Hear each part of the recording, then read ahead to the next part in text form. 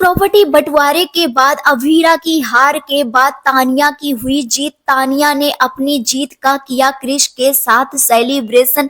क्रिश को बताया आखिरकार वो इस जीत की हद तक कैसे पहुंची और किस तरह से मामीसा और मासा के बीच ये मिसअंडरस्टैंडिंग क्रिएट की। वो बताई कि उसके वजह से वो आग लगी थी, धक्का उसने दिया था जिससे काजल मासा और विद्या मामीसा एक साथ ना हो जाए। अगर वो ऐसा नहीं करती तो आज प्रॉपर्टी का बंटवारा नहीं होता। सुन ली काजल। काजल को लगा बड़ा झटका, काजल को हुआ बड़ा पछतावा। जी हाँ दोस्तों, सीरियल ये रिश्ता क्या कहलाता में आएगा जबरदस्त ट्रैक। आने वाले अपकमिंग एपिसोड काफी ज्यादा इंटरेस्टिंग और काफी ज्यादा धमाकेदार होने वाला है।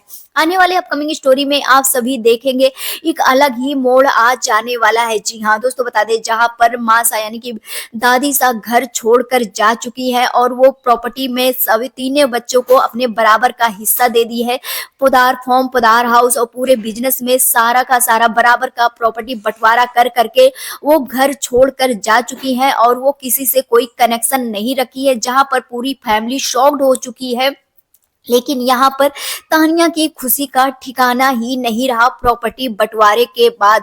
जी हाँ दोस्तों, बता दें यहाँ पर तानिया सबके सामने दिखावा तो करती है दुखी होने का, लेकिन जैसे ही वहां से हटती है उसकी जीत हो जाती है, क्योंकि वो अभीरा के सामने ये बोली थी कि वो बंटवारा करवा के ही रहेगी, चाहे जैसे ही करवाना पड़े, लेकिन वो करवा कर रहेगी और अभीरा की ही जीत होगी। जहां पर आप सभी देखेंगे अवीरा अपनी पूरा जोर लगा लेती है, लेकिन प्रॉपर्टी का बंटवारा करके दादी सा निकल जाती है और तानिया अपने आप को रोक नहीं पाती है। तानिया ये खुशी अपनी जाहिर करने के लिए क्रिस के पास जाती है प्रॉपर्टी पेपर ले करके और कहती है बाबू, आज अगर प्रॉपर्टी का बंटवारा हुआ है तो इसका सारा का सारा क्रेडिट तो इस बार मुझे ही जाता है। जहां पर क्रिस कहता है कि आपको कैसे क्रेडिट जाता है, हाँ मानते हैं आप भी माँ का साथ दिया है और माँ का साथ देना सही है। जहां पर तानिया कहती है बाबू, मैंने माँ का साथ दिया नहीं, लेकिन मैंने जो किया है उसी की वजह से प्रॉपर्टी का बंटवारा हो पाया है, नहीं तो माँ और मामी सा एक हो जाती बहुत ही जल्द। जैसे क्रिस पूछता है कैसे, तभी यहाँ पर बताती है घूमर रस्म के दौरान आप सभी देख रहे थे कि किस तरह से मामीसा और मासा को क्लोज करने के लिए अभीरा पूरी तरह से पूरा जोर लगा रही थी, लेकिन मैंने ही धक्का दिया था माँ को। माँ को थोड़ा तकलीफ होगा, लेकिन प्रॉपर्टी बंटवारा होना बहुत ही ज्यादा जरूरी था, नहीं तो हमेशा हमेशा के लिए माँ को ऐसे इंसल्ट सहना पड़ता।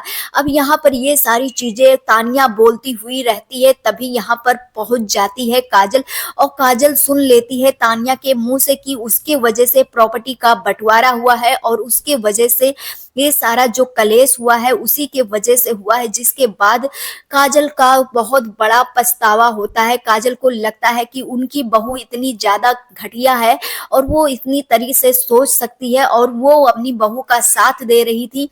यहाँ पर अब काजल बहुत बड़े पछतावे और गिल्ट में पहुंचने वाली है।